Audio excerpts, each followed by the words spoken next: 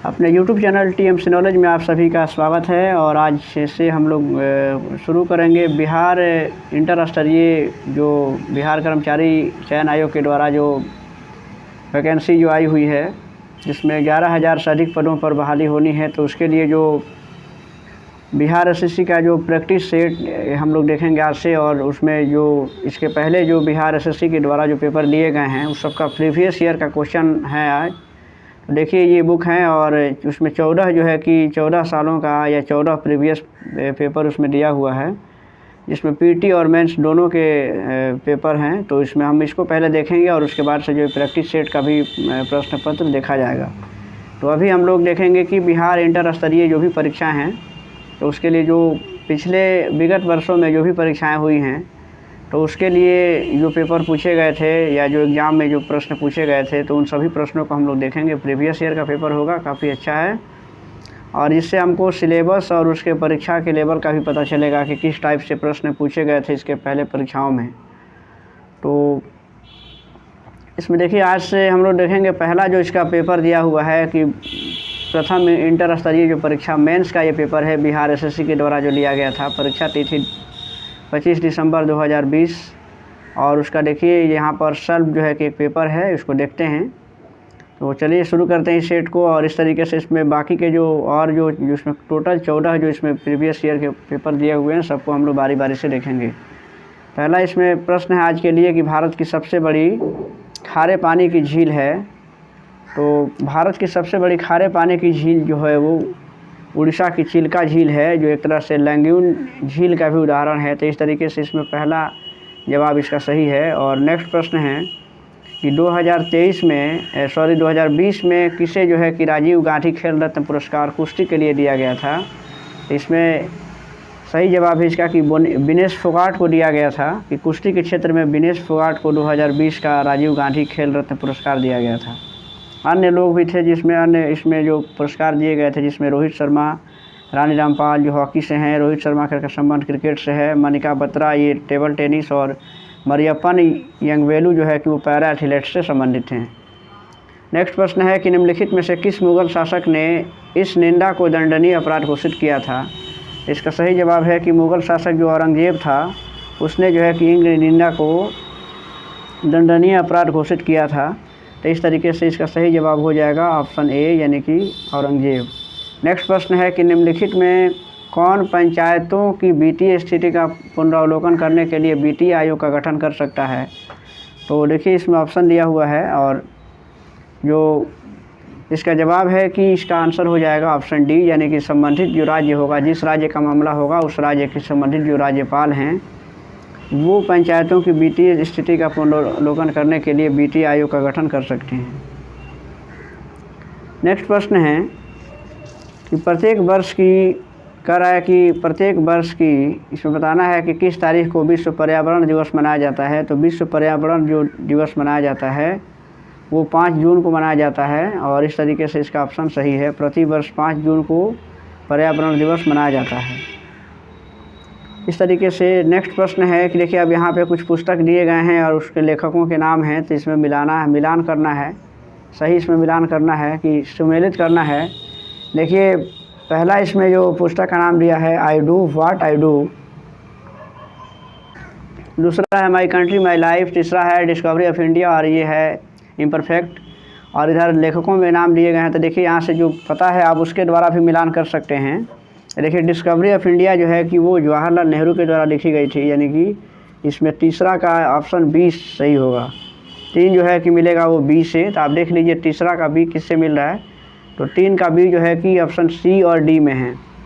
अब इसका मतलब है कि ये बाकी के जो 2 ऑप्शन दिए हुए हैं ए और बी, इसमें नहीं हैं। बाकी एक और देखते हैं कि I do what I do, इसके जो लेखक हैं वो रघुराम राजन हैं। तो इसका एक का जो है कि ए होगा, सही इसका मिलान होगा। तो इस तरीके से,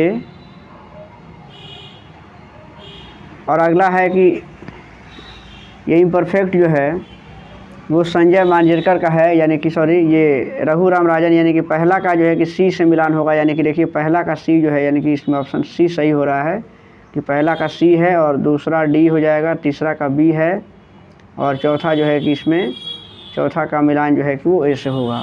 इम्परफेक्ट जो है कि वो संजय मांजरेकर का जो है कि वो की पुस्तक का नाम है। नेक्स्ट प्रश्न है कि कोरोना रोग यानी कोविड-19 का पहला केस भारत के किस राज्य में मिला हुआ था?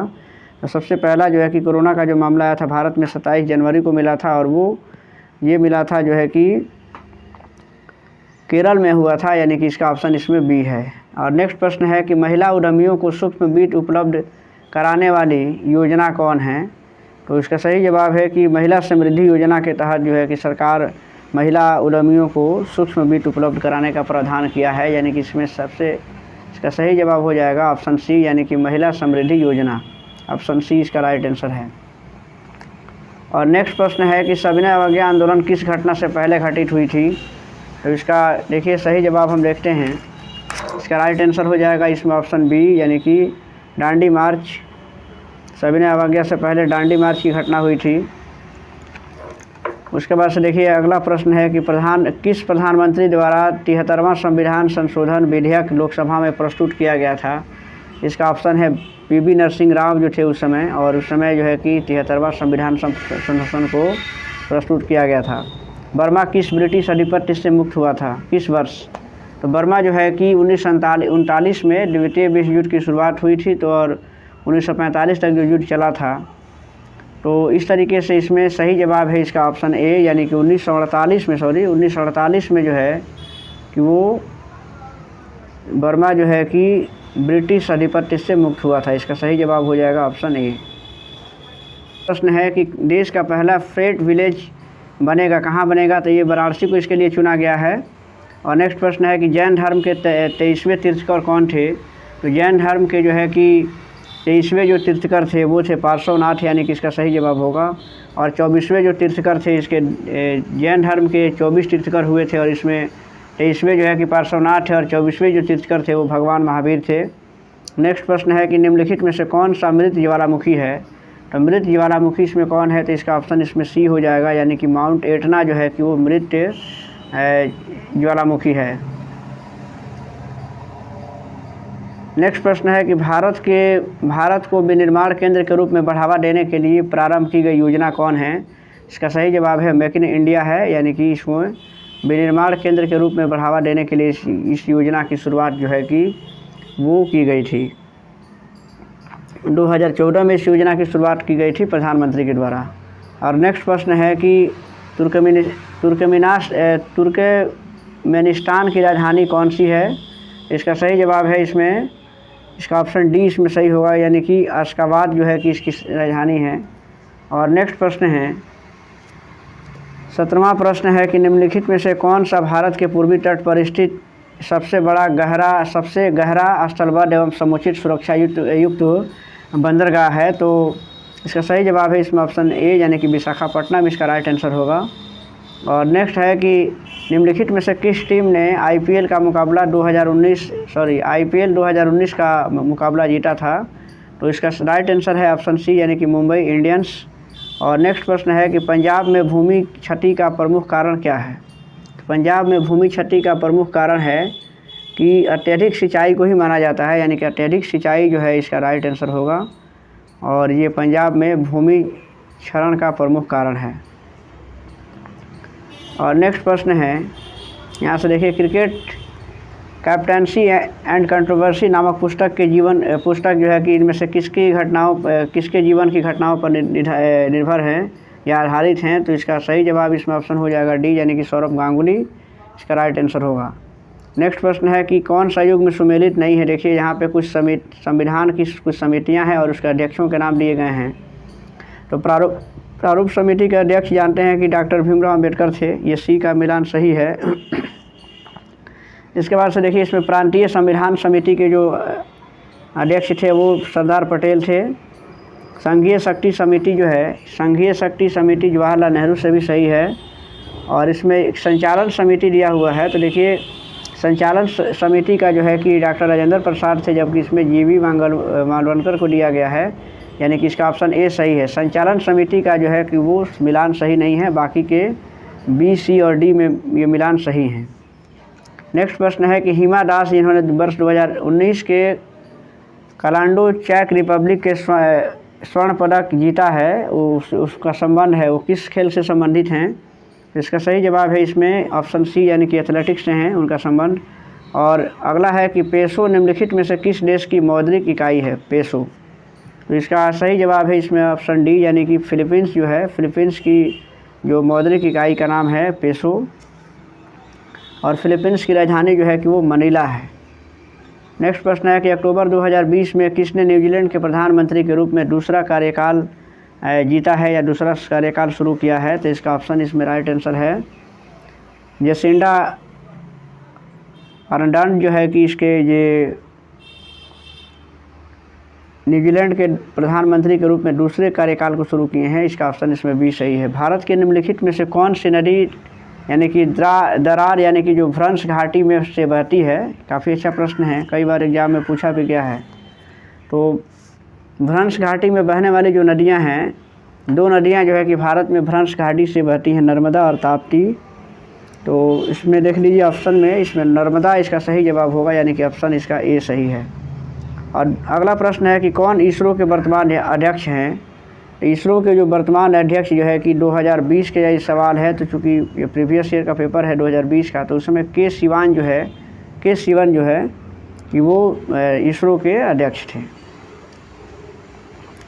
और राजा रवि वर्मा कौन थे? राजा रवि वर्मा जो है कि उनका संबंध चित्रकारी से था यानी कि वो एक प्रसिद्ध चित्रकार थे। लोकसभा में अनुसूचित जाति के लिए कितनी सीटों को आरक्षित किया गया है ये बताना है। तो लोकसभा में अनुसूचित जाति के लिए 84 सीटों को तथा अनुसूचित जनजाति के लिए 47 सीटों को आरक्षित रखा गया। तो इसमें अनुसूचित जाति के लिए पूछ रहा है यानी कि इसका सही जवाब है इसमें 84। और नेक्स्ट प्रश्न है कि निम्नलिखित में से किसने तीनों गोलमेज सम्मेलनों में भाग लिया था? तो तीनों गोलमेज सम्मेलनों में भाग लेने वाले जो भारतीय थे वो डॉक्टर भीमराव अंबेडकर थे और तेज प्रताप स्प्रू जो है कि थे यानी कि इसका सही जवाब इसमें होगा बी आर अम्बेडकर। भारतीय ध्वज संहिता कब से प्रभावी हुई? भारतीय ध्वज संहिता यानी कि कब से उसको लागू किया गया? इसका सही जवाब है कि 2002 से प्रभावी हुई यानी कि इसका राइट आंसर होगा इसमें ऑप्शन डी 2002। नेक्स्ट प्रश्न है कि पोर्टो नोवो निम्नलिखित में से किस देश की राजधानी है? इसका सही जवाब है इसमें ऑप्शन डी यानी कि बेनिन की राजधानी है पोर्टो नोवो। और पालघाट स्थित है, बताना है कि पालघाट कहाँ स्थित है। तो ये जो है कि देखिए पालघाट जो है कि कोयम्बटूर और जो है कि पालाक्काड़ के बीच में है यानी कि इसका ऑप्शन इसमें सी हो जाएगा। 32 का सी आंसर होगा। और नेक्स्ट प्रश्न है,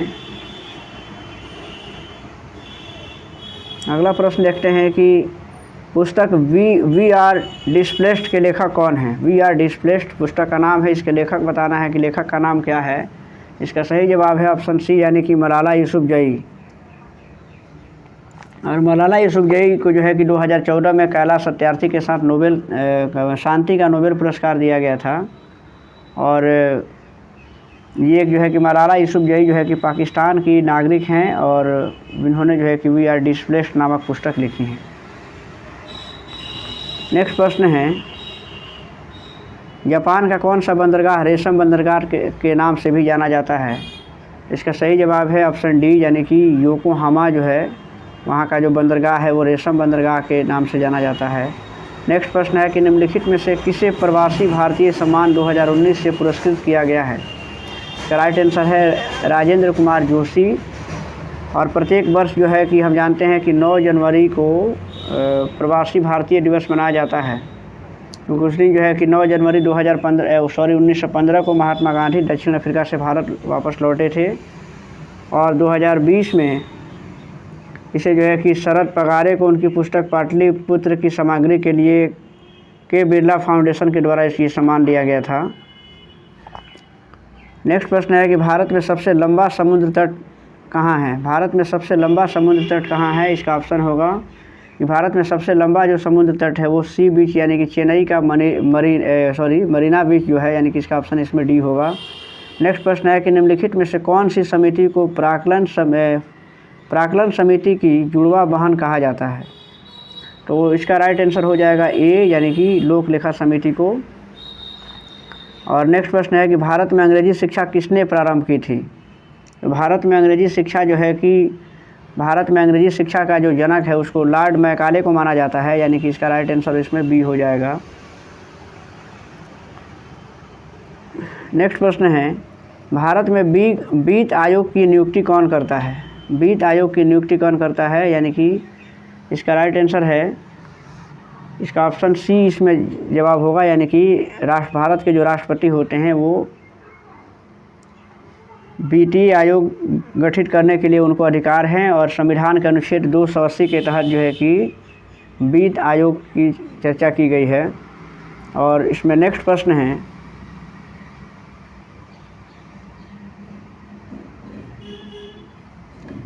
है कि आर्थिक क्रियाकलापों के में अल्पकालिक संकुचन और विस्तार को क्या कहते हैं। तो इसका सही जवाब है इसमें कि आर्थिक गतिविधियों में जो अल्पकालिक संकुचन और विस्तार होता है उसे व्यवसाय चक्र के नाम से जाना जाता है, यानी कि इसका सही जवाब इसमें हो जाएगा ऑप्शन डी, यानी कि व्यवसाय चक्र। नेक्स्ट प्रश्न है कि निम्नलिखित में से कौन सा क्षेत्र कोयला भंडार में सबसे अधिक समृद्ध है। तो कोयला भंडार के मामले में अगर देखा जाए तो दामोदर घाटी नदी घाटी में सबसे जो है कि बड़ा भंडार पाया जाता है, इसलिए इसका ऑप्शन इसमें बी सही है। और नेक्स्ट प्रश्न है कि गंधार कला किन दो कलाओं का संयोजन है। तो गंधार कला जो है कि वो हिंद यूनानी कला का संयोजन है, यानी कि इसमें ऑप्शन इसका बी सही है। नेक्स्ट है कि नंदा देवी चोटी किस राज्य में स्थित है। नंदा देवी चोटी जो है वो उत्तराखंड में है, यानी कि इसका राइट आंसर इसमें बी है। निम्नलिखित में से कौन से उद्योग को सूर्योदय उद्योग कहा जाता है। इसका ऑप्शन देखिए इसमें दिया हुआ है लोहा और इस्पात, सूती वस्त्र, सूचना प्रौद्योगिकी और चाय और कॉफ़ी। तो किस उद्योग को सूर्योदय उद्योग के नाम से जाना जाता है। तो इसमें सूचना जो है कि प्रौद्योगिकी उद्योग जो है इसके बढ़ते विकास की गति को देखते हुए इसे सूर्योदय उद्योग का नाम दिया गया है, यानी कि इसका राइट आंसर हो जाएगा सूचना और प्रौद्योगिकी, यानी कि ऑप्शन सी। नेक्स्ट प्रश्न है कि निम्नलिखित में से कौन सा अंतर्राष्ट्रीय पुरस्कार पत्रकारिता के क्षेत्र में सर्वोत्तम योगदान के लिए दिया जाता है। ऑस्कर, बुकर पुरस्कार, पुलित्जर पुरस्कार या फिर सुलिवन पुरस्कार। तो इसमें सही जवाब इसका हो जाएगा, देखिए इसमें इसका सही जवाब है ऑप्शन सी, यानी कि पुलित्जर पुरस्कार जो है वो पत्रकारिता के क्षेत्र में दिया जाता है, यानी कि इसका ऑप्शन इसमें सी है। और नेक्स्ट प्रश्न है अलीगढ़ में स्थित जामिया मिलिया इस्लामिया विश्वविद्यालय के प्रथम कुलपति कौन थे। तो इसका राइट आंसर इसमें हो जाएगा, इसमें ऑप्शन सी है, यानी हाकिम अजमल खान जो थे वो इसका राइट आंसर है। नेक्स्ट है कि भूमध्यवर्ती क्षेत्रों में गहन वाष्पन के कारण होने वाली वर्षा को क्या कहते हैं। तो देखिए इसमें जो भूमध्यवर्ती क्षेत्रों में जो भारी वर्षा होती है उसे जो है कि संवहनीय वर्षा के नाम से जानते हैं, यानी कि इसका राइट आंसर इसमें डी होगा। और वॉल स्ट्रीट में शेयरों के मूल्य अत्यधिक गिर जाने से क्या प्रभाव पड़ा। तो इसका राइट आंसर इसमें हो जाएगा ऑप्शन डी, यानी कि महामंदी आई थी, यानी कि आर्थिक मंदी 1929 में जो विश्व आर्थिक मंदी जो हुई थी उसकी शुरुआत जो है कि अमेरिका से हुई थी। तो ये महामंदी इसका आंसर हो जाए, यानी कि विश्व मंदी के नाम से भी जानते हैं। नेक्स्ट प्रश्न है कि किस संस्था ने वर्ष 2020 का नोबेल पुरस्कार जीता है, नोबेल शांति पुरस्कार जीता है। तो इसका राइट आंसर हो जाएगा इसमें कि विश्व खाद्य ग्राम, इसमें जो सही जवाब इसका हो जाएगा कि विश्व खाद्य प्रोग्राम, यानी कि WFP को जो है ये नोबेल शांति पुरस्कार दिया गया है। और नथपा झाकड़ी परियोजना निम्नलिखित में से किस नदी पर अवस्थित है। इसका सही जवाब इसमें हो जाएगा ऑप्शन इसमें देख लीजिए आपके सामने है ब्यास, झेलम, रावी या फिर सतलज। इसका सही जवाब हो जाएगा इसमें ऑप्शन डी, यानी कि सतलज नदी पर जो है कि वो नथपा झाकड़ी परियोजना जो है कि अवस्थित है। इसके बाद से देखिएगा इसमें अब विज्ञान और गणित के कुछ प्रश्न हैं। तो देखिए गणित के प्रश्नों को हम इसमें हल नहीं कर पाएंगे, इसमें जो विशेष करके जो GK GS के जो प्रश्न होंगे उन्हीं प्रश्नों को हम देखेंगे। आप ये प्रश्न देख सकते हैं और देखिए यहाँ पे सब ये मैथ के प्रश्न हैं। इसमें देखिए अगला एक प्रश्न फिर से मिल रहा है, जो 55 नंबर का जो सवाल है वो साइंस का प्रश्न है, यानी कि निम्नलिखित में से कौन सा एक किसी भी पाचक एंजाइम का श्रवण नहीं करता है। इसका राइट आंसर इसमें ये होगा, यानी कि यकृत इसका सही जवाब है, इसका राइट आंसर होगा।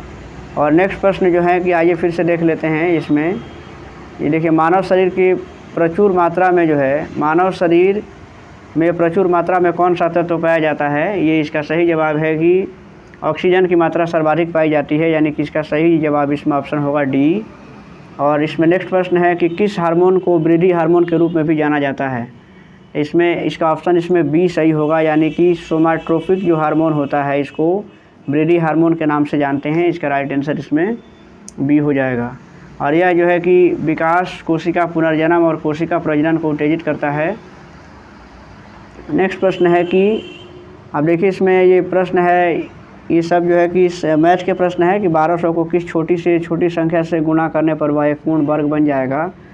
तो इसमें देख लीजिए, इसका हम ऑप्शन आपको बता देते हैं। इसका राइट आंसर इसमें बी दिया है, यानी कि 3 है, यानी कि। और नेक्स्ट प्रश्न है कि मानव का 1 मिनट में लगभग कितनी बार हृदय स्पंदन होता है? तो ये इसका राइट आंसर हो जाएगा 72 बार। और नेक्स्ट प्रश्न है, ये भी मैथ का प्रश्न है। इस तरीके से देखिए यहाँ से फिर प्रश्न जो है कि साइंस के मिल रहे हैं, यानी कि देखिए ऑप्शन इसमें देख लीजिएगा। पहला प्रश्न है कि विटामिन बताना है, किस विटामिन की कमी से रिकेट्स का रोग हो जाता है। यह काफ़ी चर्चित प्रश्न है और कई बार कई परीक्षाओं में पूछा गया है कि विटामिन डी की कमी से रिकेट्स नामक बीमारी होती है। अगला प्रश्न है कि रोग प्रतिकारकों को उत्पन्न करने वाला सेल कौन सा है? इसका ऑप्शन इसमें हो जाएगा ऑप्शन सी, यानी कि लिम्फोसाइट। और नेक्स्ट प्रश्न है कि किस कशेरुकी में ऑक्सीजन और विऑक्सीजनित रुधिर मिल जाते हैं?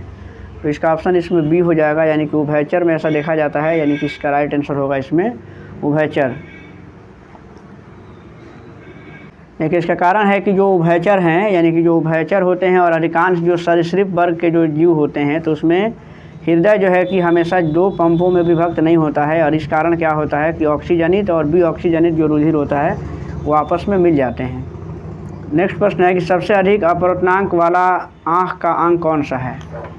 तो इसमें इसका राइट आंसर हो जाएगा, यानी कि ऑप्शन इसका सी होगा, यानी कि जो नेत्र लेंस होता है वो जो है कि सबसे अधिक अपवर्तनांक वाला जो है कि आँख का अंग है। और इसमें नेक्स्ट प्रश्न देखिए, ये मैथ के प्रश्न है, काफ़ी आसान से प्रश्न है, इसको हल कर सकते हैं। एक आदर्श वोल्ट मीटर का प्रतिरोध क्या होता है? तो देखिए ये सब जानते हैं कि एक आदर्श जो है कि वोल्ट मीटर का प्रतिरोध जो है कि वो अनंत जो है कि होता है, यानी कि इसका ऑप्शन इसमें ऑप्शन सी हो जाएगा। रतौंधी किसकी कमी के कारण होता है? तो ये जो है कि विटामिन ए की कमी के कारण होता है, यानी कि इसका ऑप्शन इसमें बी सही है। और नेक्स्ट प्रश्न को देख सकते हैं, यहाँ से देखिए ये सभी प्रश्न जो है कि मैथ से संबंधित है। फिर यहाँ से देखिए 71 नंबर जो प्रश्न है वो फिर यहाँ पे साइंस के प्रश्न हैं। देखिए यहाँ से देखते हैं, हमारे शरीर में त्वचा के नीचे मौजूद वसा किसके विरुद्ध अवरोध का कार्य करता है? इसका सही जवाब इसमें ऑप्शन हो जाएगा ए, यानी कि शरीर से ऊष्मा की क्षति को रोकता है। तंतु आहार में कौन शामिल है? बताना है तंतु आहार में शामिल कौन है? तो इसमें जो ऑप्शन सी इसका राइट आंसर होगा, यानी कि सेलुलोज जो होता है वो तंतु आहार में शामिल है। और नेक्स्ट प्रश्न है कि देखिए नेक्स्ट प्रश्न ये मैथ के प्रश्न हैं। और दूसरा है कि किसी जीव के आनुवांशिक लक्षणों के लिए जिम्मेदार जीनों का संग्रह निम्नलिखित में से कौन सा है? तो इसमें देखते हैं, इसका राइट आंसर इसमें सी हो जाएगा, यानी कि ऑप्शन सी, यानी कि जीनोटाइप। और नेक्स्ट प्रश्न है कि आकाश किस कारण से नीला दिखाई देता है? तो आकाश में जानते हैं कि आकाश जो है उसमें जो सूर्य से आने वाले जो अनेक रंग जो है कि आते हैं, और इसमें जो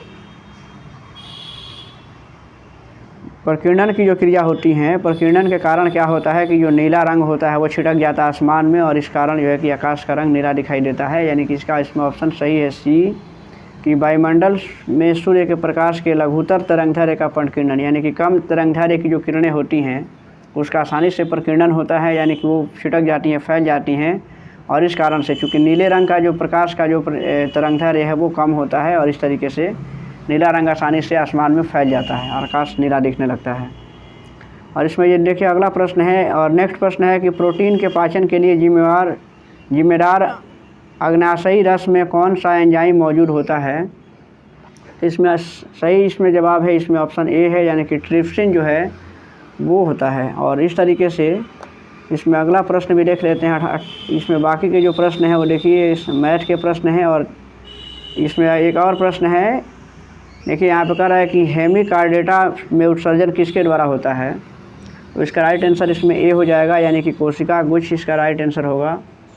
और नेक्स्ट प्रश्न है कि इसमें एपी के प्रश्न है देखिए, और वह धातु कौन सी है जो विटामिन B12 की एक घटक हैं। तो इसका सही जवाब इसमें हो जाएगा ऑप्शन डी, यानी कि कोबाल्ट जो है इसका राइट आंसर होगा। और नेक्स्ट प्रश्न है कि निम्नलिखित में से किसको आरबीसी का कब्रिस्तान कहा जाता है, यानी कि जहाँ पर आरबीसी समाप्त हो जाता है, ख़त्म हो जाता है। तो ये ऑप्शन इसका बी सही है, यानी कि प्लीहा को जो है कि आरबीसी का कब्रिस्तान कहा जाता है। और नेक्स्ट प्रश्न है, ये सब मैथ के प्रश्न देखिएगा, फेफड़े के आवरण को क्या कहा जाता है। फेफड़ा को जो आवरण होता है फेफड़े का, उसको जो है कि फुफ्फुस झिल्ली कहते हैं, यानी कि इसमें ऑप्शन इसका डी सही होगा, बी सही जवाब है इसका। कार्बोहाइड्रेट के अलावे हमारे शरीर में ऊर्जा का प्रमुख स्रोत कौन सा होता है। तो इसका ऑप्शन इसमें वसा है, यानी कि कार्बोहाइड्रेट के अलावे हमारे शरीर में वसा जो है कि ऊर्जा का एक प्रमुख स्रोत होता है। और नेक्स्ट जो प्रश्न है वो देखिएगा ब्लड ग्रुप से है, यानी कि 4 जो रक्त समूह होते हैं ए बी और ओ, इनमें से कौन जो है कि सार्वभौमिक दाता होता है, यानी कि जो किसी भी ब्लड ग्रुप के व्यक्ति को अपना ब्लड दे सकता है। तो इसका राइट आंसर ओ है, यानी कि जो ओ होता है वो सार्वभौमिक दाता समूह माना जाता है, यानी कि ओ ग्रुप का जो व्यक्ति है वो किसी को भी ब्लड डोनेट दे सकता है, कर सकता है। जबकि ए बी जो होता है वो सर्वग्राही होता है, यानी कि ए बी अन्य सभी जो है कि ग्रुप से ये ब्लड ले सकता है। अब बाकी जो प्रश्न है ये मैथ्स के हैं। यहाँ देखिएगा अगला प्रश्न फिर है साइंस का, यानी कि रक्त में हीमोग्लोबिन एक सम्मिश्र प्रोटीन है जिसमें भरपूर मात्रा में पाया जाता है। तो इसका सही जवाब इसमें देख लीजिए, सही जवाब इसमें है ऑप्शन ए, यानी कि लोहे की मात्रा पाई जाती है, यानी कि इसका ऑप्शन इसमें ए सही है। और नेक्स्ट प्रश्न ये सब जो देखिए अब मैथ के प्रश्न हैं। इसमें अगला प्रश्न है कि निम्नलिखित में से किसको हृदय का प्रारंभिक पेसमेकर कहा जाता है। तो इसका सही जवाब है इसमें ऑप्शन ए, यानी कि इसका राइट आंसर ए होगा, एसएस नोड को कहा जाता है। दूसरा है कि सबसे बड़ा श्वेत ऋधुराणी कौन है। तो इसका राइट आंसर इसमें बी होगा, यानी कि मोनोसाइट जो होता है। और अगला फिर जो प्रश्न है देखिए ये सब जो है कि मैथ के प्रश्न है यहाँ से, और बस इसमें यही जो है कि अब साइंस जीके और जीएस के प्रश्न थे, बाकी सब मैथ के हैं। आप इसको देख सकते हैं, मैथ और ये सब जीके जीएस के प्रश्न हैं और ये रीजनिंग के प्रश्न हैं।